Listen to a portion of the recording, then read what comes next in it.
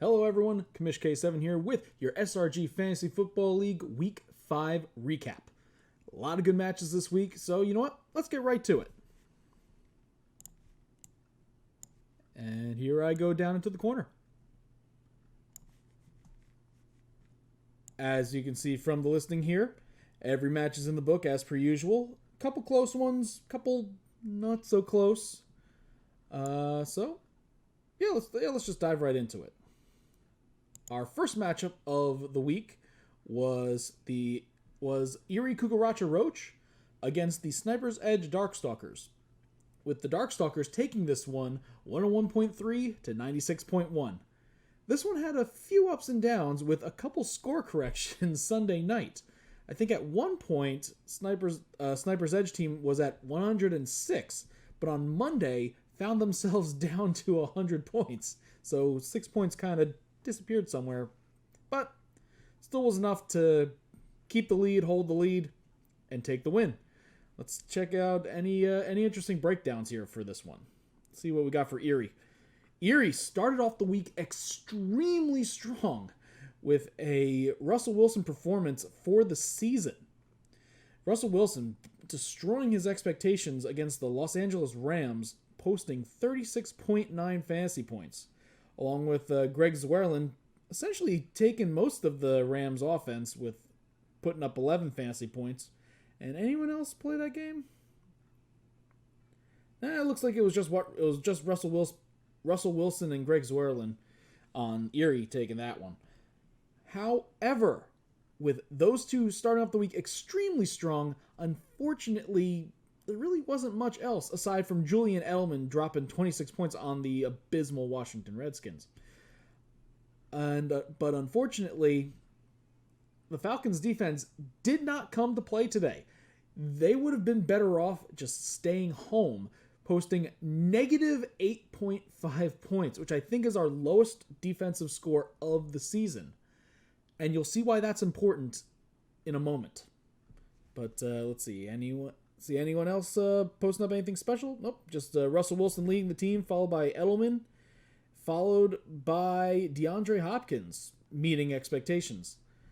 Running backs, horrible performance from Gallman, unlike the previous week where he lit up the scoreboard.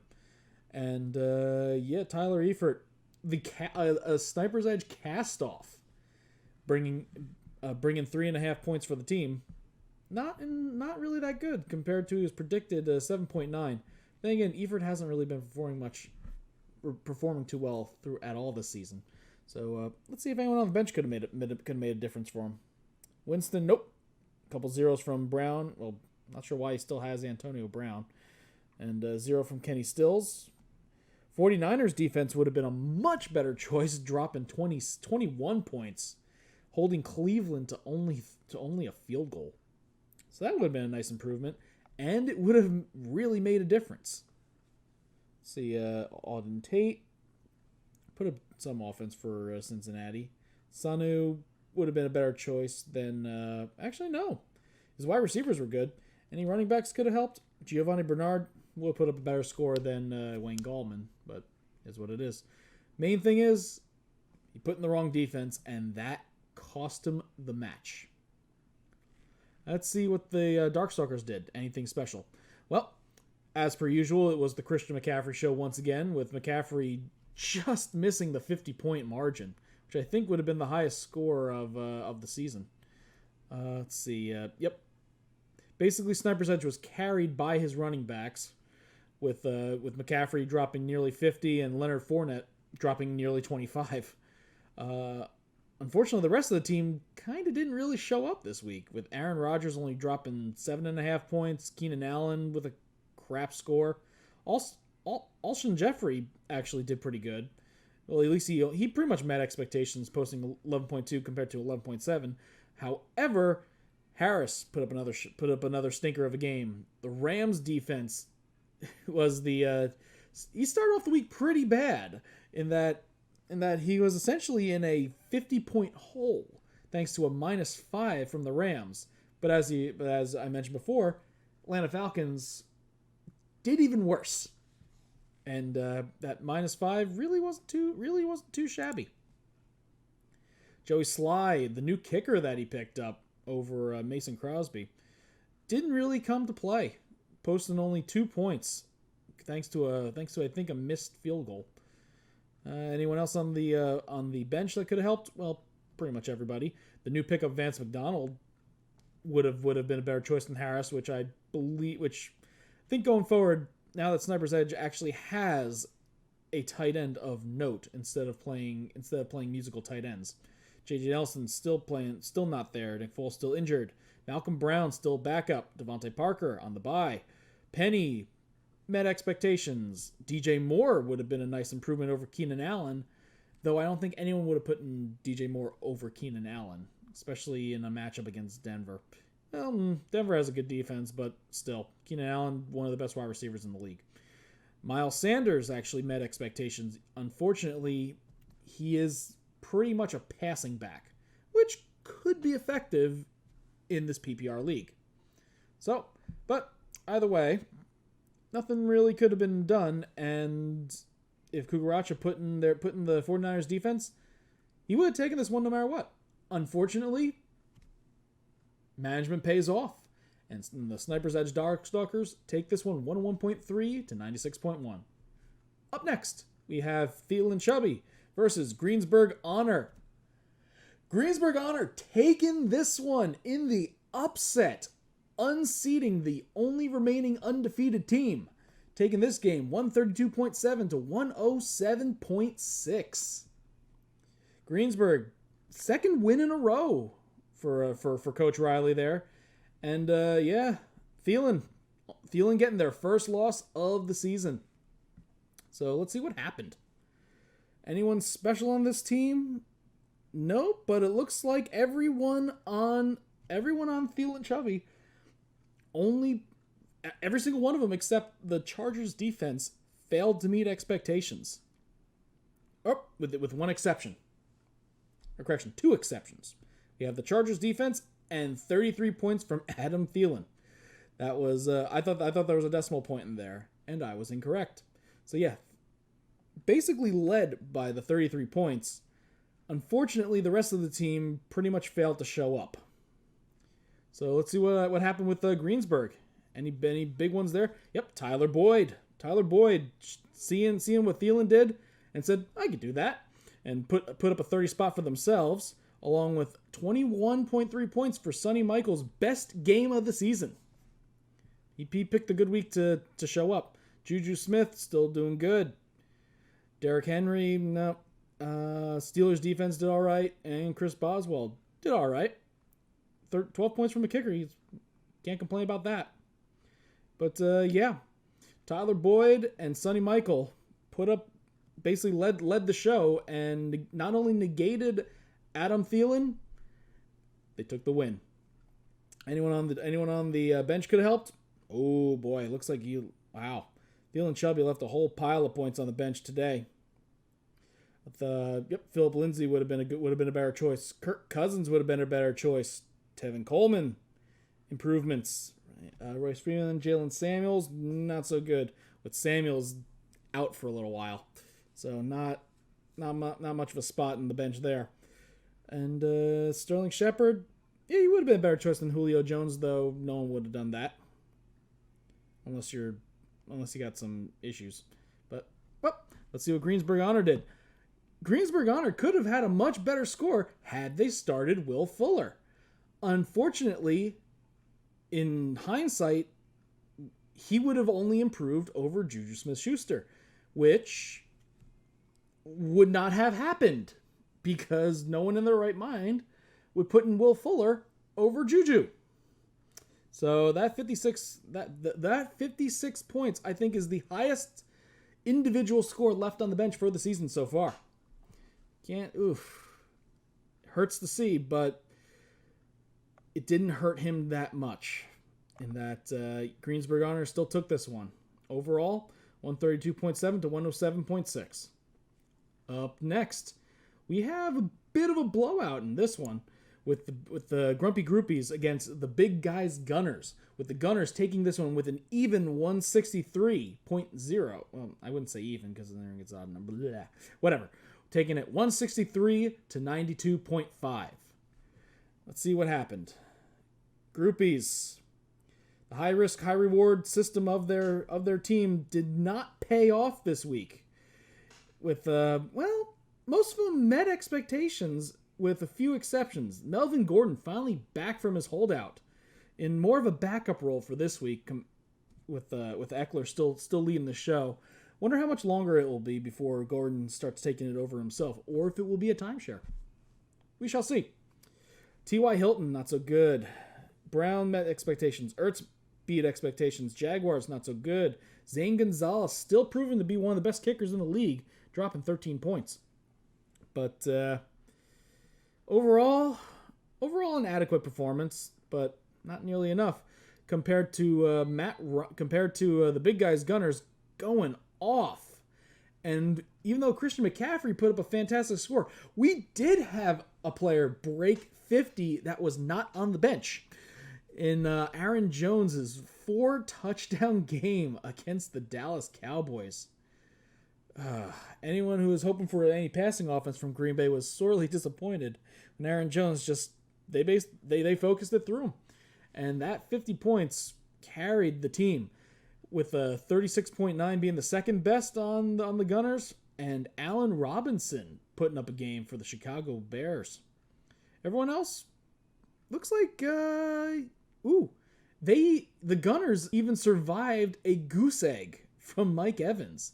Compared to the game he had last week or a week before, this goose egg hurts. But when another teammate's making 50 points, that zero doesn't hurt as much. Anyone could have helped? Probably not. Yeah, not many points on the bench for Grumpy. Grumpy pretty much fielded his best team, and that was the best that they could have done. However, Alvin Kamara, if he was so inclined to start Matt Breida over Alvin Kamara, would have been an improvement for some reason. And any wide receiver put up a score higher than 0? Yes, we do. We got D.D. Westbrook being being one of the main targets of Minshew down in Jacksonville, putting up 15.2 on the bench. Would have been better than the goose egg. Also Cole Beasley, a little 5.1 points, but would have been better. But big guys Gunners pretty much had this one in the bag with the 50-point performance, taking this one 163 to 92.5. Match 4, we have the Moneymaker Dollar Boys versus the Metropolis Kryptonite, with the Dollar Boys taking this one with the highest point total of the week of 171 to 134.3. That's a heartbreaker for Kryptonite, especially being that he's been on a bit of a losing streak lately. So his team finally putting up a good score, only to face off against the 171 of Moneymakers. So I do believe is the highest losing score of the week, which is that's a heartbreaker. So let's see what went right for Moneymaker. Well, Jacoby Brissett didn't have a good game, but Michael Thomas dropping 42.2, along with the Eagles' defense demolishing whatever was there for the Jets' offense, putting up 36 points, which I think is the highest defensive total for the week. So being carried by the 42 and the 36 makes Dalvin Cook's respectable 26 points look kind of weak in comparison. But if that's the case, then your team's doing pretty well this week. Yeah, Delaney Walker not holding up his end of the bargain, though, with a 2-point performance. But let's see what happened with the Kryptonite. Deshaun Watson dropping 50, another player breaking 53 points, or breaking 50. I can't talk today. Breaking 50 points for the week.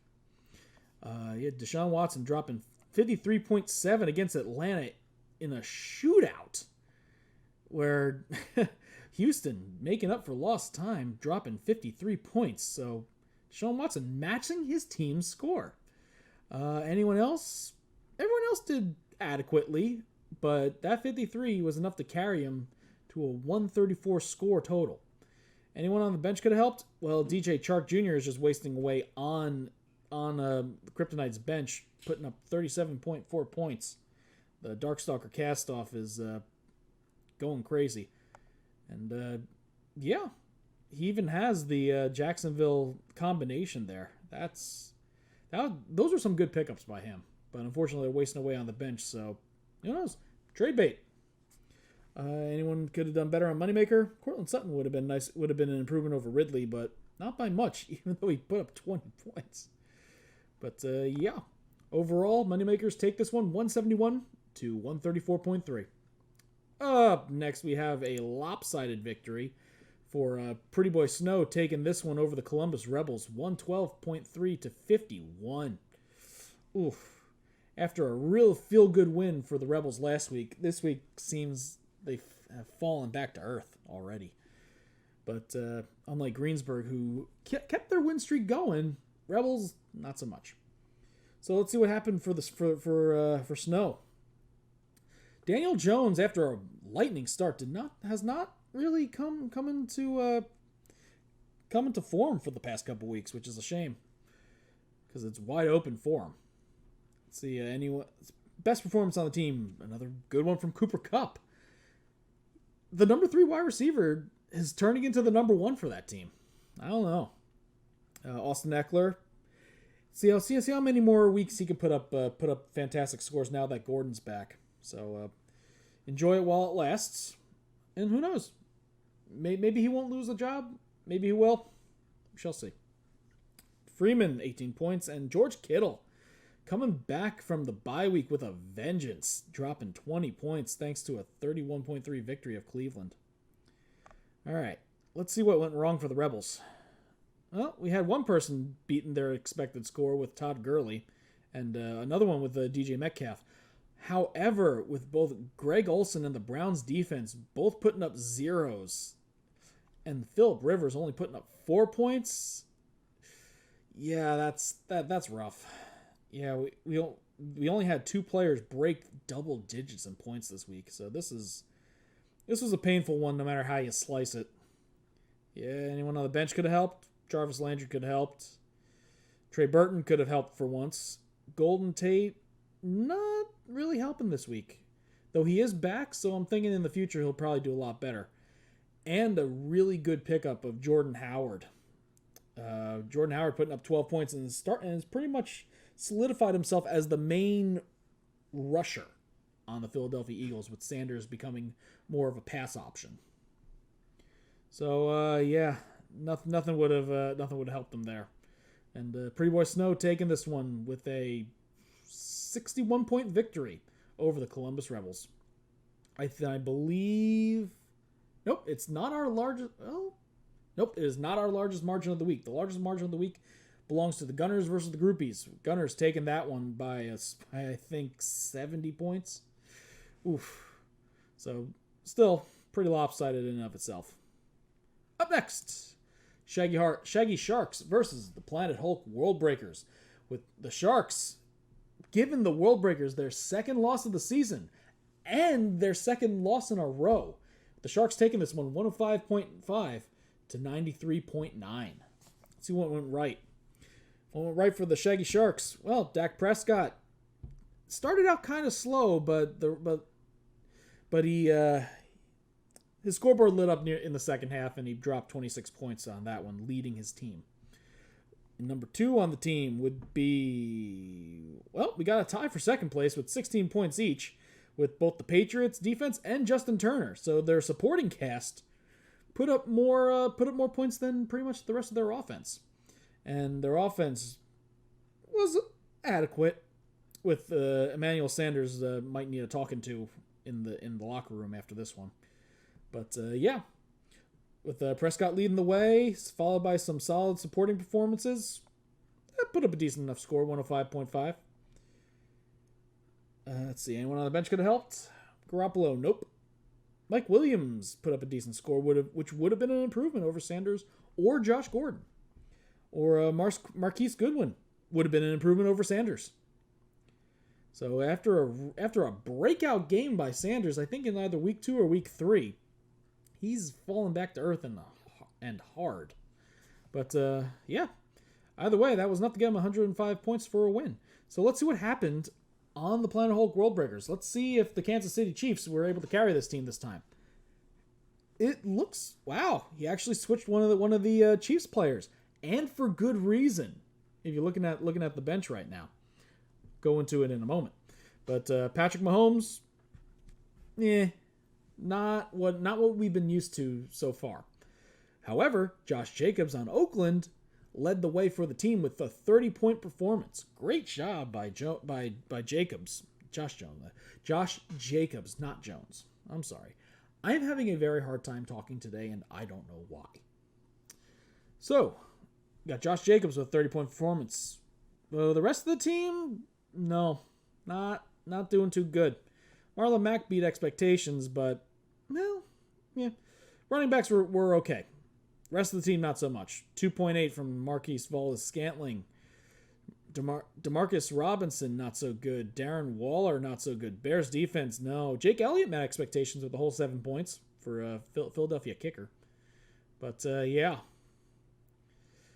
Not what we're used to seeing. Not what we have gotten used to see from the World Breakers. Anyone on the bench could have helped? Jared Goff put a better performance than Mahomes this week. I think he did a better one last week, too. Anyone else? Mostert, nope. Graham, nope. Ronald Jones, nope. And, yeah, Tyreek Hill and Sammy Watkins both dropping to 0 with Hill. Hill is still out. So that kind of hurts his team. Unfortunately, Sammy Watkins was a no-show in the offense. Darrell Williams was also a no-show. But, all that said, Sharks take this one to give the World Breakers their second loss, 105.5 to 93.9. And our final matchup of the week, we have Team Brooks versus Parts Unknown Secchi, with Team Brooks getting their second win of the season with a score of 111.2 to 83.2. Let's see what went right. Mari Cooper lit up the scoreboard this week with a 42-point performance. He pretty much carried that team this week, getting almost half the team's score, half the team's points right there.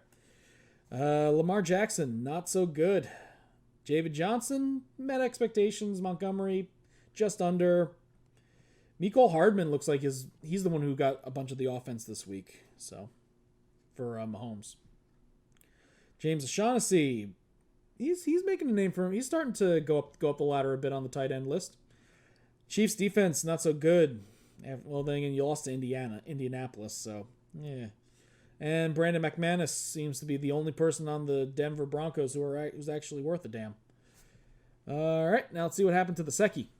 For the Secchi, we had a decent performance by Tom Brady. Decent by Ingram. He just under expectations. Chris Thompson, not so good. OBJ, not a good week.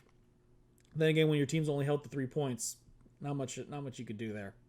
Well, actually, no, there was something you could have done there. You could have scored a bit, but you didn't, so whatever. Larry Fitz didn't meet expectations either. Eric Ebron, nope. Panthers, nope. Well, Panthers met expectations at least. And Bucker just under expectations. So let's see. Let's take a look at the bench. Could the bench have helped either team? Yeah, Chris Godwin had a week this week, just like I think he had a good one last week too. But yeah, he came to play. Godwin would have been a better choice than Mecole Hardman. Kyler Murray would have been a much better choice than Lamar Jackson. Carlos Hyde, meh. Anderson would have been nope. Well, it would have been a slight improvement over Mecole. Not by much, but... Or actually, no, never mind. I was looking at the predicted points, not the actual. Yeah, Kyler Murray would have been better. Hyde would have been better than Montgomery. Roddy Anderson, awful week. Damian Williams, not so good. But yeah, Godwin and Murray could have increased the score even more. Could anyone have helped the Secchi on this one? Not Baker Mayfield, with a -6, getting sacked and intercepted constantly. Michael Gallup would have been a nice improvement over OBJ or Fitz. John Brown, same thing. Ito Smith would have been a better choice than Thompson. And Brandon Cooks, too many cooks on this team, and was a better choice than OBJ. But he made the right move, putting in Fitzgerald over Brandon Cooks. So, good management choice there. Unfortunately, you should have put in Gallup instead of Fitz. But it is what it is. And the final score ended up being 111.2 to 83.2. So, yep, congratulations to Brooks. So, let's get a quick set of awards. Our biggest margin of victory was the Big Guys Gunners over the Grumpy Groupies with a 71-point margin. Top score of the week was the Moneymaker Dollar Boys with a 171. Our lowest score of the week goes to the Columbus Rebels with a 51. Our highest losing score of the week goes to Metropolis Kryptonite with 134.3. And let's see, who has the lowest winning score? The lowest winning score went to the Sniper's Edge Darkstalkers with a 101.3 score for victory. That wouldn't have beaten many teams. 1, 2, 3, 4. Yeah, fifth lowest score of the week, but was in the right matchup for once. Well, then again, with a 4-1 record, I've had the right matchups a couple times, but at least in the other matches, I've put up a better score.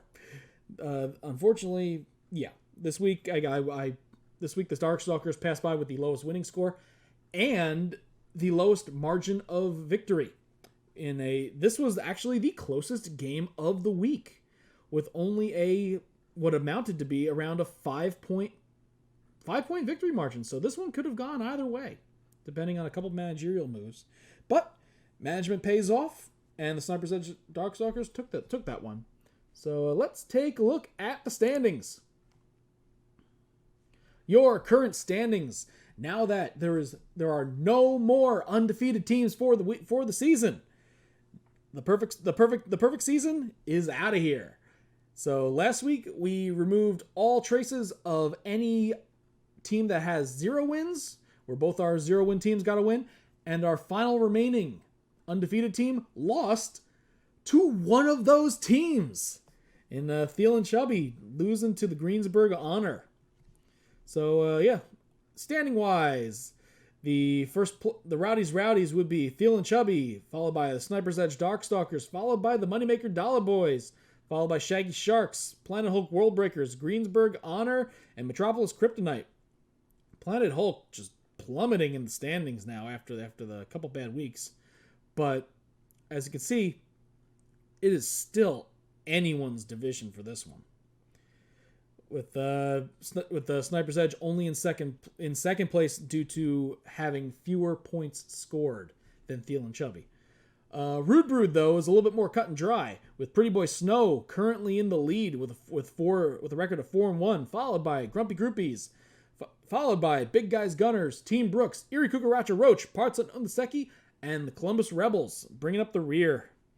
The Parts Unknown and Columbus, both only with 1 win, bringing up the bottom of the barrel. But Pretty Boy Snow, couple more good weeks, and he might lock it up early. Who knows? We shall see. But right now the battle is between Snow, Groupies, Gunners, Brooks, and Kukaracha Roach. Those are the closest contenders. Points for who has the most points in the league? That would be we have a new leader in points with the Moneymaker Dollar Boys. The top scorer of the week. Put them up to the top. The Columbus Rebels still bringing up the rear by, he has scored 100 fewer points than the closest team. Points against. Who has the easiest schedule? Why, that would be Pretty Boy Snow with the 2 teams facing him only putting up 382 points, while Metropolis Kryptonite seems to have the worst luck of the league, with opposing teams dropping 657 points against them. That hurts.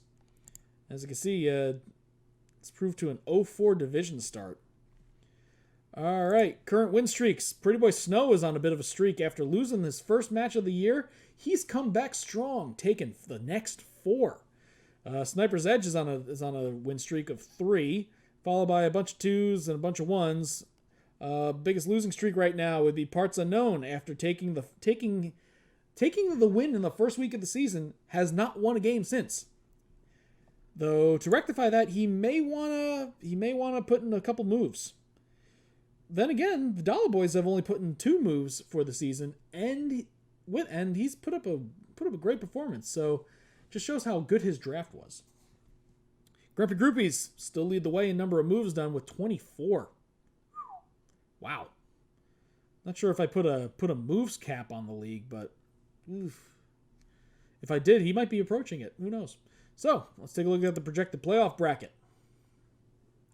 If the season ended today and my computer actually wants to load, come on, you can do it. Loading. And that's probably because I have AEW on going at the same time, causing a bit of a logjam. Which is annoying. And it worked out again. Let's try this one more time. Well then, it seems that we are not getting that right now because of internet being internet. So let's see if this one works. Final standing predictions. Yep. Alrighty. Well, I decided to do this on Wednesday to make it a little bit interesting. So, yep. You can see right here. I'm not going to go into it because I think I discovered last week that the base positions are only determined by the draft. So that doesn't really do much. So instead, let's go into something else. Where is it? Shoot, I forgot what I was going to do. Oh, right. The next week predictions. That's what I'm remembering.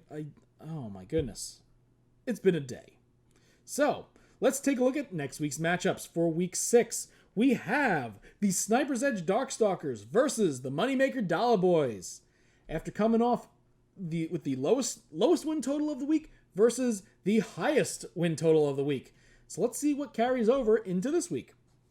We also have the Grumpy Groupies versus Thiel and Chubby. Erie Cucaracha Roach versus Pretty Boy Snow. Greensburg Honor versus Shaggy Sharks. We have Big Guys Gunners versus Team Brooks. Matchup between Metropolis Kryptonite and Planet Hulk Worldbreakers. And the Columbus Rebels versus Parts Unknown the Seki. One of these teams will be getting their second win this season. So, yeah, we have both 1 and 4 teams facing off against one another. Who is projected to have the highest point total of the week? Once again, Sniper's Edge Darkstalkers is looking to have the highest point total of the week. Who is slated to have the lowest total? Projected total, Planet Hulk Worldbreakers. Projected to do only 52 points. Let's see why. Probably because he has half his team on bye. So we shall see what edits he does and what players he picks up. So because that 52.2 probably won't be staying. Let's see. And it's then predicted to probably have the widest margin of victory if he decides to not change his team at all. Which most likely will not happen. Who has the slimmest margin? 18, 14, 16, 18, 12, bleh, and 30. So, team that does not have all the buys, Columbus Rebels, probably has a buy or two, but right now he's predicted to have a 30-point margin of victory. So our closest matchup looks to be Big Guys Gunners versus Team Brooks with only a 12-point margin between them. So, yeah. Our projected highest point total of an individual player, well, it looks like Christian McCaffrey has that honor right now with 27.1 projected points. So let's see if he matches that or goes above and beyond again. Followed by Patrick Mahomes. And our third place, I think, is Lamar Jackson with 24.8. Yep, there he is. 24.8 points. Very nice, very nice, very nice. And let's take a look at our game lines quick, if they load. All right. We have a line of minus 28 for Sniper's Edge Darkstalkers this week. Minus 14.6 for Thiel and Chubby. minus 15.9 for Pretty Boy Snow, minus 17.9 for Shaggy Sharks, minus 13.4 for the Big Guys Gunners over Brooks. We have a minus 41.2 for Kryptonite over Planet Hulk, though I believe that will be changing after all the free agents get picked up and everyone gets placed. And a minus 27 line for Parts Unknown, the Seki, over Columbus Rebels. So, there you have it. That is our weekly recap. For those who tuned in, thank you very much for watching again. May the rolls ever be in your favor, and have a wonderful night. See you again next time. Peace.